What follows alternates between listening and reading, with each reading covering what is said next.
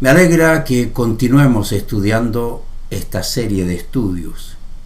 Me encanta enseñar en series porque vamos estudiando en forma sistemática y vamos tocando todos los puntos más importantes de la temática que estamos estudiando. En este caso estamos estudiando ya hace bastante tiempo mi libro Ejercicios para la Piedad y estamos estudiando la apropiación de la verdad. Escuche, solo leyendo la Biblia o teniendo un devocional diario no nos apropiamos de la verdad. Necesitamos elegir un plan para tener un proceso bíblico que nos permita conocer la verdad y saber cómo apropiarnos de ella. Mientras más observamos la vida de quienes no conocen a Dios, más notamos cuán poco interés tienen en Dios y sus valores y principios. En nada les interesa a Dios. Pero debemos esperarlo. Y por no conocer a Dios, por rechazar la verdad, por no conocerla y por no poder practicarla, nunca pueden vivir la vida maravillosa que Dios planificó. En la misma condición están los religiosos que según Jesucristo son sepulcros blanqueados, que pueden leer la Biblia, estudiarla, conocerla, cantarla y usar sus talentos, ofrendar y aún hacer milagros, dice Jesús. Pero no conocen a Dios. Seguirán perdidos como están dentro de los templos perdidos. Pero mi tristeza es que existan cristianos que no tengan interés en seguir el proceso bíblico. Porque este proceso bíblico es esencial para conocer la verdad y aplicarla disciplinadamente. Triste por ellos, porque se pierden la vida que Dios diseñó. Triste por ellos porque no pueden vivir la vida abundante que Dios quiere que vivamos y que no es resultado de la casualidad. Mi preocupación, querido, es que en algunos lugares, aunque se use la Biblia regularmente, aunque se use la Biblia para predicar sermones y la gente la lea, la tenga para realizar estudios, el estudio sea un fin en sí mismo, no un medio para vivir la ética cristiana. El estudio es un fin en sí mismo cuando se estudia y no pasa nada. De esa manera algunos aprenden sobre teología, profecía, doctrinas, se convierten en amantes de estudios, pero no viven la fe que dicen tener en su diario vivir. Mi preocupación es también el otro extremo, que se estudie la Biblia, pero no para enseñar todo el consejo de Dios en todas las áreas de la vida y para enseñar responsabilidad personal, sino que se estudie para enseñar cuánta prosperidad pueden tener o cuántos milagros puede hacer Dios por ellos o cómo puede Dios arreglarles la vida.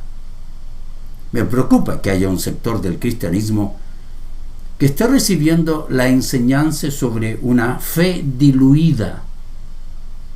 Una fe diluida que solo le motiva a pensar en los pobres, en la justicia social, que según ellos debe existir en la sociedad y que mezclan con cristianismo y con un poco de humanismo, con otro poquito de comunismo y otro poquito de marxismo, y no entienden que según la Biblia un poco de levadura leuda toda la masa y que Dios no admite ni ídolos, ni dioses, ni sistemas de pensamiento que en poco o mucho afecten la sana doctrina y la ética del cristianismo. La antipatía hacia la palabra de Dios es natural en los pecadores, es parte del corazón de los perdidos. ¿Cuándo es un serio problema? Cuando está presente en algunas personas dentro de la iglesia, apatía para estudiar la palabra de Dios, no tener interés en aprender, no estudiarla para cambiar. Algunos asistentes a los templos quieren que su corazón esté sincronizado con la cultura. Aún líderes se inventan estrategias evangelísticas con un evangelio aguado que no confronta el pecado. Por eso existen tantos cristianos que no saben vivir la verdad. Es que la única manera de estar en sintonía con la cultura humanista de la sociedad es disminuir la presencia, la predicación, el valor de las verdades bíblicas que confronta el pecado. Porque la cultura no regenerada siempre será irreconciliable, incompatible con la verdad de Dios. Tristemente, los humanistas han convencido a cierto sector de cristianos que ellos tienen que ser más inclusivos, cristianos más pluralistas, de mente abierta, como cualquier posmoderno políticamente correcto. Por eso en ciertas ocasiones muchos no pueden crecer hacia la madurez en la vida cristiana. ¿Cuál es la razón? Bueno, porque o viven esperanzados en milagros, o viven desesperanzados por no tenerlos, o viven esperanzados que serán ricos y desesperanzados porque no lo son, o porque quieren mostrarse más compasivos que Dios con el pecador. Sin embargo, el verdadero cristianismo bíblico requiere la formación profunda, bíblica, la enseñanza de la verdad que al ser aplicada producirá la negación de todos los valores y comportamientos mundanos. No hay otra opción. No puede convivir la luz con las tinieblas. Los cristianos deben estar dispuestos a comprometerse con la palabra de Dios, con un pleno entendimiento de las implicaciones de hacerlo, cueste lo que cueste. Jesús dijo claramente a sus discípulos en Juan 15:19 que el mundo los odiaría porque no somos parte del mundo. Dios ha escogido a los creyentes del mundo y el mundo los odia. Eso es lo que dice en Lucas 6:26. ¿Recuerda lo que Jesús dice? Ay de vosotros cuando todos los hombres hablen bien de vosotros. Aquellos que se asocian con los políticos y hablan bien de ellos. Porque de la misma manera sus padres trataban a los falsos profetas.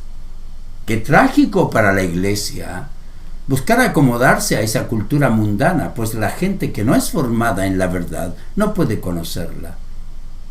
Y quien no conoce el único camino, quien no conoce la única vida, la única verdad, no es cristiano.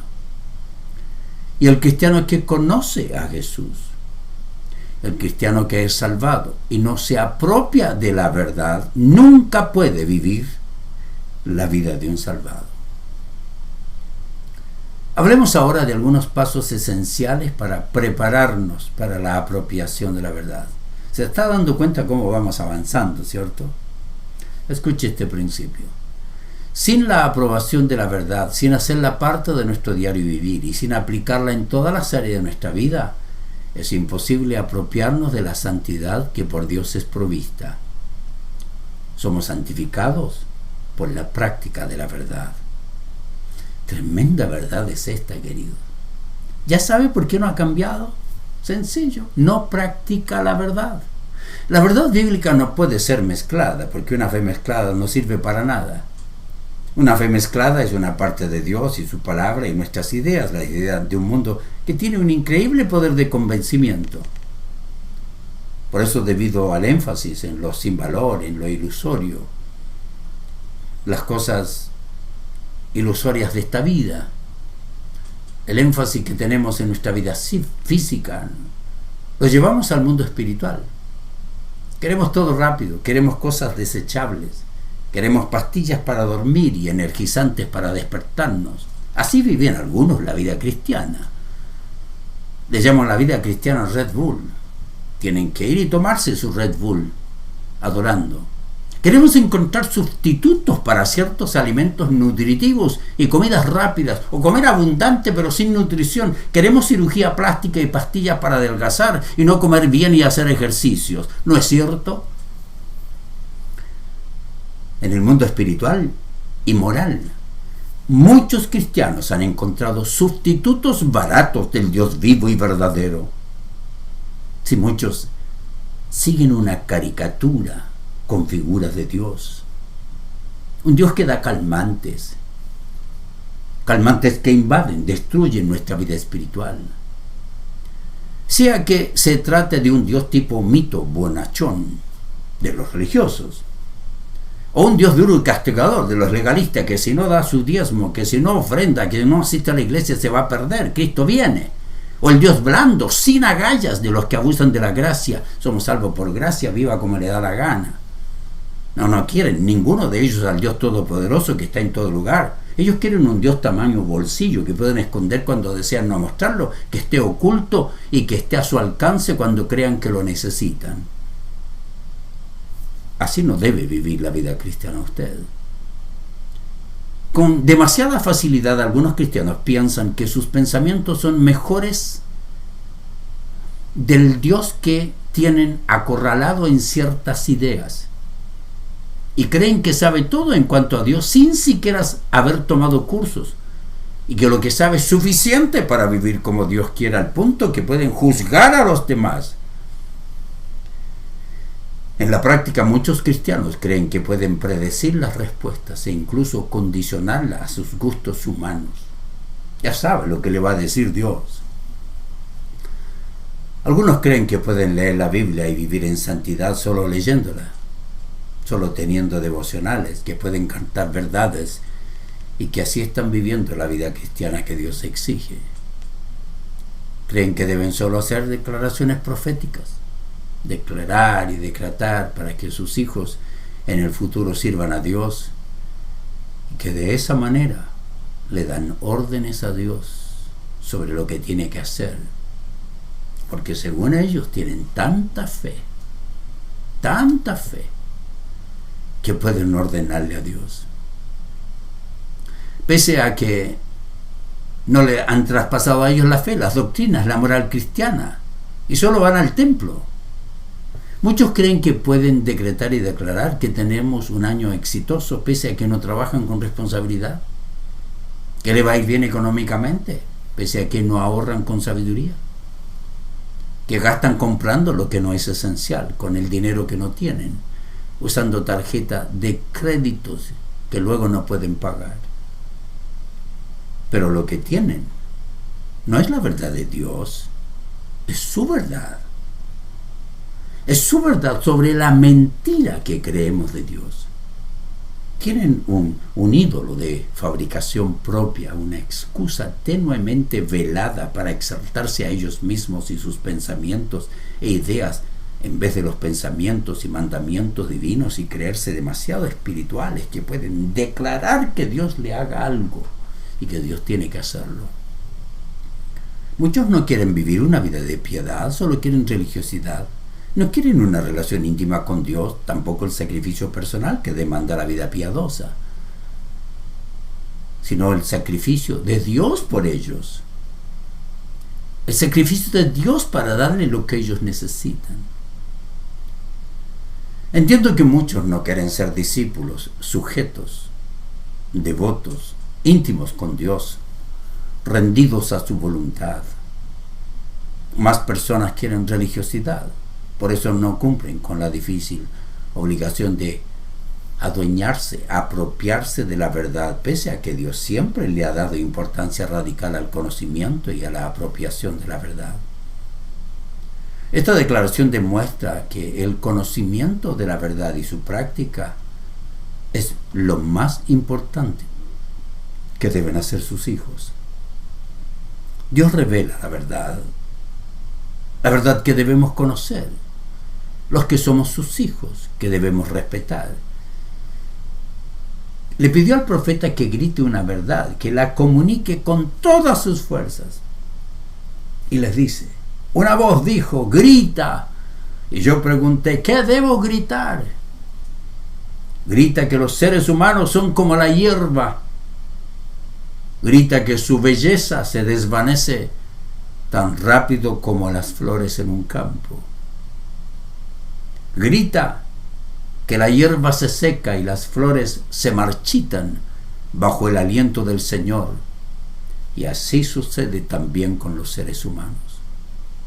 La hierba se seca, las flores se marchitan, pero la palabra de nuestro Dios permanece para siempre. Isaías 40, 6 al 8. Dios no está pensando en césped en forma literal. Tampoco piensa en flores. El contexto de este pasaje nos muestra que se refiere más bien a la vida humana. Quiere que el profeta grite esta verdad. Lo que el Señor quiere es que se comunique, es que la vida humana se seca, se marchita, que la gloria de los hombres es pasajera, pero la palabra de Dios permanece para siempre. Esta es una frase con mucho significado. Vayamos también a Isaías capítulo 55 para examinar un pensamiento similar. Isaías 55 versículo 1 dice: ¿alguien tiene sed? Venga y beba, aunque no tenga dinero. Vengan, tomen vino o leche, es todo gratis. ¿Por qué gastar su dinero en alimentos que no les dan fuerzas?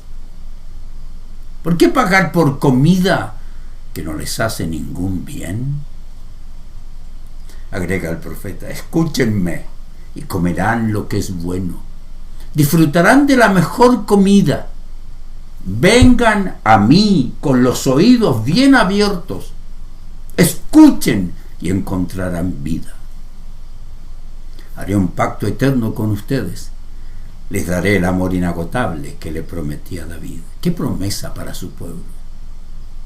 Ahora observe la siguiente declaración divina: busquen al Señor mientras pueda encontrarlo. Llámenlo ahora mientras está cerca. Que los malvados cambien sus caminos y alejen de sí hasta el más mínimo pensamiento de hacer el mal. Que se vuelvan al Señor para que les tenga misericordia. Sí, vuélvanse a nuestro Dios, porque Él perdonará con generosidad. Mis pensamientos no se parecen en nada a sus pensamientos, dice el Señor. Y mis caminos están muy por encima de lo que pudieran imaginarse. Pues así como los cielos están más altos que la tierra, así mis caminos están más altos que sus caminos, y mis pensamientos más altos que sus pensamientos. Por eso que la palabra de Dios tenemos que aplicarla. Él piensa mejor, Él sabe lo que hace. Tome en serio la palabra de Dios. Piensa en la palabra del Señor e imagínese que es un gran tronco que ha sido lanzado sobre un lago congelado, cubierto de una sólida capa de hielo. No puede tocar el agua. El lago está endurecido por el hielo. No es parte del lago, está solamente asentado sobre el hielo. Pero cuando viene el calor y el deshielo, y comienza el lago a deshielarse, comienza a convertirse paulatinamente en agua, el tronco comienza a hundirse hasta que llegue a ser parte de esa corriente de agua. Queridos, hay ciertos periodos en nuestra vida en que estamos congelados. Hay ciertos momentos que estamos endurecidos a la palabra de Dios. Y luego las personas escriben sobre las consecuencias. Pero en algún momento las verdades aprendidas de los creyentes genuinos flotarán, serán parte de nuestra vida. A veces alguien nos habla de la verdad, pero esta queda simplemente como un tronco sobre nuestro congelado corazón. Sin embargo, cuando las aflicciones llegan, las pandemias, los conflictos nos visitan, el calor comienza a derretirnos, aquel tronco comienza a meterse dentro de nuestras propias vidas para ser parte de ella. Es decir, su palabra germina, su palabra da fruto, se mete en nuestra vida. Así ocurrió en la pandemia cuando teníamos miles de personas estudiando con nosotros.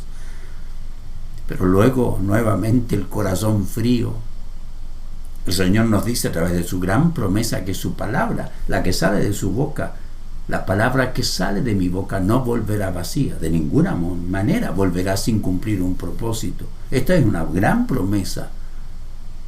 Puede que uno tarde en recibir la palabra del Señor o Dios tenga que trabajar duro porque estamos congelados una vez más. Pasó la pandemia y quedamos congelados. Pero si Dios tiene un propósito en su vida como el tronco en el momento del deshielo, esta tarde o temprano llegará a formar parte de su vida la palabra de Dios que ha estudiado. Y entonces comenzará a ver las cosas de una manera distinta. Algunos la están viendo la vida de una manera diferente. no son lo mismo, porque ha comenzado a aplicar la verdad. Aplique la verdad en las áreas de más debilidad que tiene, donde ha tenido más problemas. Aplique la verdad, aplíquela por meses y vea el resultado. Por eso Jesucristo oró por nosotros: santifícalos en tu verdad, tu palabra es verdad. Esta es una verdad innegable, es efectiva, sea que la creamos o no. La aplicación de la verdad bíblica ha transformado la vida de millones de pecadores, les ha permitido abandonar estilos de vidas y pecados que nunca podrían haber abandonado si no fuera por la transformación que hoy los comunistas ateos están impidiendo ya en Canadá, con una ley que impide lo que llama terapia de conversión. La apropiación de la verdad nos convierte. La apropiación de la verdad, cuando la realizamos con el corazón, no simplemente un conocimiento metido en la mente, es la verdadera meta del estudio de la palabra de Dios, la transformación de la vida. Si no, no sirve. Solo así los creyentes pueden crecer espiritualmente. El desarrollo de la conciencia bíblica de la persona, que le permite distinguir entre el bien y el mal, bíblicamente, ¿recuerda lo que le enseñé? Que le permite ese desarrollo hacia la madurez, es producto de la sabia aplicación de la verdad. La madurez espiritual en la que nos volvemos más como Cristo no proviene de saber más acerca de la Biblia solamente, proviene de saber más acerca de la Biblia y aplicar más la Biblia a nuestras necesidades espirituales. No me cansaré de decirle cuán esencial es la aplicación. Esta tiene lugar cuando enfrenta su vida con la verdad, cuando responde a la verdad. Y cuando usted dice: yo acostumbraba a insultar a mi esposa, a mi esposo, a mis hijos, la palabra de Dios me lo prohíbe, no lo hago más. Y cuando lo hace, vuelve a pedir perdón. En conclusión, cuando verdaderamente nos apropiamos de la verdad bíblica que nos ha sido bien enseñada, no permitimos ser dominados o influenciados por ningún sistema de pensamiento y vivimos la vida madura que nos produce una vida fructífera y realizada. Le presento un desafío. Quiero que anote una cosa que está haciendo mal. De todas las que estamos haciendo mal, una: se aira con facilidad, insulta, maltrata, amenaza, no está cumpliendo con su deber conyugal en la vida matrimonial. Anote una y comience a luchar para vencer, aplicando la verdad que le produce santidad. Le presento ese desafío. Le va a ir bien si lo cumple.